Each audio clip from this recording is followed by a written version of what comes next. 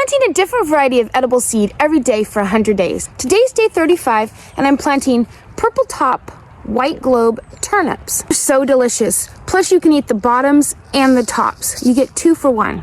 So first I'm going to clear a spot out. This cilantro is going to seed, and I'm letting it because I want it to like naturalize here and produce a bunch of cilantro down here so I don't have to keep replanting it. This was a winter sown broccoli that never did actually go to head, it just went to seed. So I'm just going to turn it into compost.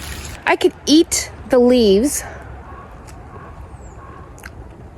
They're very tasty. So if you have things bolt, try their leaves. If they're not bitter, a little hot tasting, go ahead and eat them. Or if they are bitter and you like them, eat them. This junky mess is a future bed for fall. So I just pile all my garbage on it. That's how I made these beds, and they're super productive. I don't have much weed pressure at all. I'm just gonna kind of smooth this out a little bit. And I'm just gonna put some little rows in here.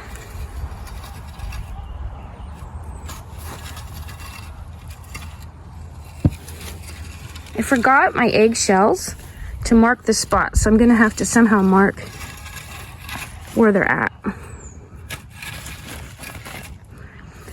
I know these guys are gonna get big, so maybe I won't go that far. So I've made this structure to keep the larger pests out of the garden, like deer. It means the predators to the slugs cannot get in. So I'm having to really watch this area for slugs. The slugs have been crazy. I just plant them about 2 inches apart and then very lightly cover with soil and press it in.